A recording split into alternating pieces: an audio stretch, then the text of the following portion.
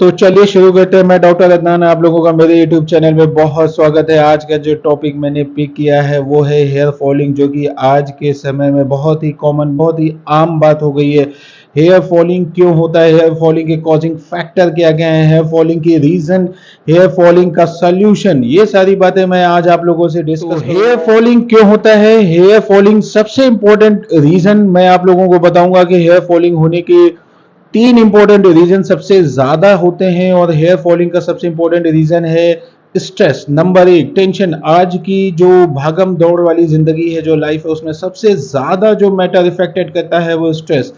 Tension लेने से hair falling बहुत ज्यादा इफेक्टेड होती है। सेकंड नंबर का जो प्रॉब्लम है जिसकी वजह से हेयर फॉलिंग होती है वो है पोल्यूशन। तीसरे नंबर का चीज है वो कि अनहाइजेनिक फूड, जो कि आजकल जंक फूड, जितने भी बाहर के खाने हैं ज्यादातर लोग उस पर डिपेंडेंट रहते हैं, जिसके चलते हेयर फॉलिंग होती है। तो ये तीन रीजन जो कि सबसे ज्यादा इंपॉर्टेंट हेयर फॉलिंग के लिए बालों की जो तीन फेज होते हैं, जो बालों के प्रोसेस की तीन फेज होते हैं, उसमें नंबर एक का जो फेज होता है उसको एनाजेन बोलते हैं। एनाजेन का मतलब होता है बालों की ग्रोथ। जो जिस फेज में ग्रोथ होती है बालों की उसको एनाजेन बोलते हैं। सेकंड नंबर पे कैटाजेन, जिसमें बाल टूटते हैं उसको कैटाजेन बोलते हैं। तीसरे नंबर का फेज होता है टीलोजेन, जिसमें बालों की ग्रोथ मेंटेन रहती है, जो कि आगे प्रोसेस चलती रहती है, उसको टीलोजेन बोलते हैं। बाल्डनेस का एक स्पेसिफिक टाइप ऑफ बाल्डनेस होता है कि जो पुरुषों में जो ज्यादातर बाल जो झड़ते हैं वो एक specific type of shape of बाल से झड़ते हैं, जैसे उसको एन शेप बोलते हैं।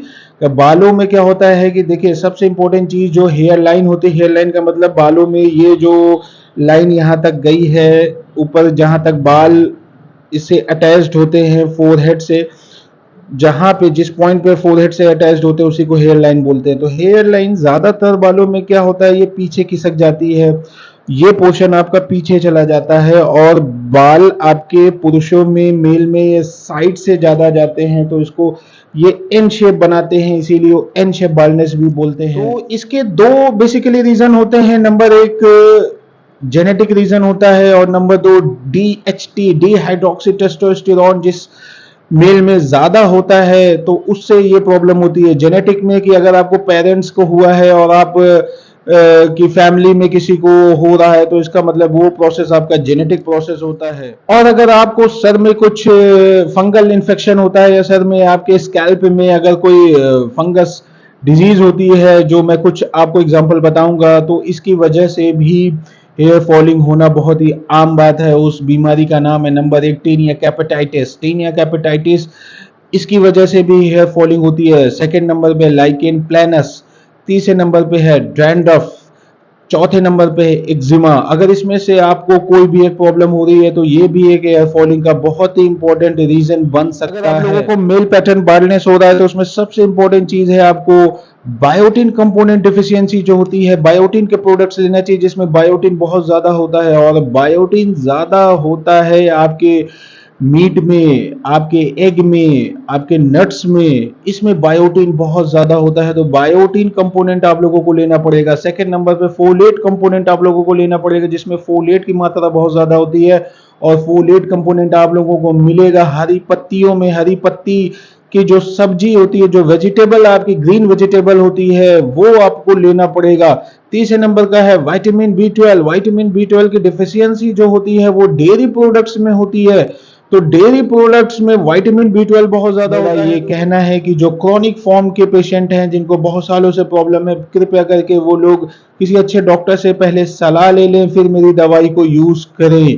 तो एक बार आप अच्छे होम्योपैथिक डॉक्टर को दिखला सकते हैं, फिर मेरी दवाई आप यूज कर सकते हैं। जो एक्यूट पेशेंट हैं वो मेरी दवाई फ्रिक्वेंटली यूज कर सकते हैं। होम्योपैथिक में जो सबसे टॉप लेवल की मेडिसिन जो मैं बताऊंगा आप लोगों को, 2 से 3 मेडिसिन मैं बताऊंगा, उसमें से नंबर एक मेडिसिन है लाइकोपोडियम। लाइकोपोडियम बेसिकली ज्यादातर उन लोगों में लेना चाहिए जो यंग होते हैं, यंग जो स्टूडेंट होते हैं, 18 साल, 20 साल, 22 साल की जो एज के होते हैं, उनके लिए लाइकोपोडियम 200, लाइकोपोडियम 30 पावर में ये मेडिसिन बहुत इंपॉर्टेंट मेडिसिन है। लेकिन इसमें सबसे इंपॉर्टेंट चीज, एक चीज और नोट करिएगा कि जिनका राइट साइडेड आपका हेयर फॉलिंग ज्यादा इफेक्टेड है, कि आपका ये हेयर है और आपका ये राइट साइडेड के पोर्शन के हेयर ज्यादा जा रहे हैं और लेफ्ट साइड के जो हेयर है इसमें आपकी बाल्डनेस कम हो रही है, इधर के बाल ज्यादा झड़ रहे हैं, इधर के बाल कम झड़ रहे हैं, तो लाइकोपोडियम बहुत ही टॉप क्लास की मेडिसिन है।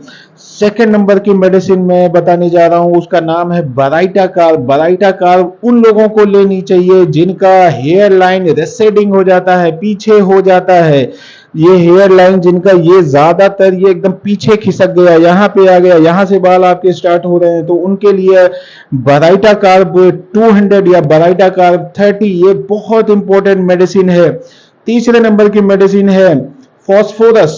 अगर स्पॉट्स में बाल जा रहे हैं, अगर आपके बाल कहीं पे फॉलिंग अगर आपके मान लीजिए कि यहाँ पे हो रही है, फिर थोड़े से बाल आपके यहाँ जाने लगे, थोड़े से यहाँ जाने लगे, जिसको एलोपेशिया एरिएटा भी बोलते हैं, कि आपके थोड़े थोड़े बाल अगर जा रहे हैं, तो उसके लिए बहुत इंपॉर्टेंट मेडिसिन है फॉस्फोरस एंड फॉस्फोरिक एसिड।